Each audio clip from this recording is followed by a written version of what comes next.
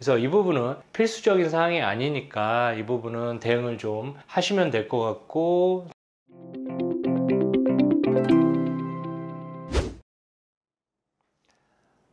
보험금 청구의 기술 보청기 구독자 여러분 반갑습니다. 자, 오늘 보청기 팁에서 다룰 내용은 보험금 청구 시 사인을 해줘야 되는 서류, 또 그렇지 않은 서류에 대한 주제로 얘기를 해보도록 하겠습니다. 자, 첫 번째 보시면 사인해도 되는 서류입니다. 개인정보 활용 동의서입니다. 보통 각 보험사별로 보험금 청구 서류가 양식이 있죠. 거기에 이제 딸려서 나오는 내용입니다. 간단히 정보 활용 동의서는 사인해줘도 무방한 서류입니다. 그래서 보험금 청구 시 보험사가 최소 한도로 활용할 수 있는 동의 내용이니까 동의해 주셔도 무방할 것 같고요. 두 번째는 진료 기록 열람 발급 동의서 및 위임장입니다. 그래서 이 동의서와 위임장이 하나의 묶음입니다. 한 세트입니다. 그래서 보험금 청구 시 피보험자가 보험사에서 요구하는 소견서든 진단서든 아니면 실비보험 청구하면 실비영수증 이렇게 청구를 하죠. 근데 그 청구 서류 가지고만 보험금 심사가 좀 부족하고 더 좀 필요 서류가 있는 경우에 보험사가 조사자를 통해서 동의서 위임장을 피보험자한테 받게 되는 서류입니다. 자, 열람 발급 동의서 위임장은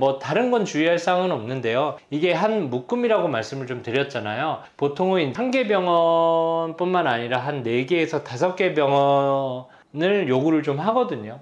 질병 병력 검사 때 보통 많이 얘기는 하긴 하는데, 그럴 때 유의사항은 딱 한 가지가 있습니다. 이게 이제 열람 발급 동의서에 좀 주의해야 되는 내용에 따른 부분들을 빨갛게 제가 좀 표시를 좀 한 부분이거든요. 첫 번째는 진료기간입니다. 보험사가 어떤 서류를 떼려고 해요. 그러면 보험사에 직접 물어보는 겁니다. 그러면 어떤 진료기간에 몇 년도에 어떤 서류가 필요하냐에 따른 부분들을 정확하게 물어보셔서 진료기간에 그 연도에 따른 아니면 연도와 달 부분을 정확하게 명시를 하시면 좋을 것 같고요. 그리고 발급 범위, 뭐가 필요하냐 구체적으로 얘기하면 내가 직접 작성하겠다. 보일지는 모르겠지만 발급 범위에 보면 환자 본인이 직접 작성한다라고 되어 있습니다. 그래서 진료기록 사본, 처방전, 소견서, 진단서 여러 가지 저희가 병원 진료 보면 서류를 뗄 수 있는 서류들이 있죠. 그 부분을 피보험자 본인이 직접 작성을 해주시는 게 유리하고 후에 보험 분쟁이 발생할 수 있는 부분들을 좀 최소화할 수가 있겠습니다. 진료기간하고 발급 범위를 써주지 않으면 보험사가 다 뜰 수 있습니다. 10년치에 따른 기록도 뜰 수 있고 좀 무관한 내용도 뜰 수 있기 때문에 괜히 그 부분을 띄어서 보험 분쟁을 발생시킬 필요는 없거든요. 그래서 이 부분을 좀 주의해서 직접 작성해 주시면 좋을 것 같습니다. 발급 동의서의 진료기간하고 발급 범위입니다. 자, 두 번째, 이 내용이 중요하죠. 사인하면 안 되는 서류. 사인하면 안 되는 서류는 필수적인 사항이 아니니까 안 되는 서류라고 제가 얘기를 했습니다. 자, 첫 번째, 건강보험 요양급여 내역서 또는 국세청 자료입니다. 이 자료를 띄면 여러분들이 건강보험으로 병원을 간 기록들이 다 나옵니다. 그래서 병원 소재, 어느 병원을 갔고 어떤 질환으로 치료를 받았고에 대한 부분들이 다 나오기 때문에 이 서류를 다 주면 여러분들 개인정보에 따른 병원 단임 기록들이 보험사에 다 제출이 되는 겁니다. 그래서 이 부분은 필수적인 사항이 아니니까 이 부분은 대응을 좀 하시면 될 것 같고 사인을 해주면 안 되는 서류입니다. 두 번째는 의료자문 동의서입니다. 의료자문 동의서 요청을 하죠. 그래서 조사자는 대학병원에서 진단을 받았는데 이거 의료자문 동의해 주시면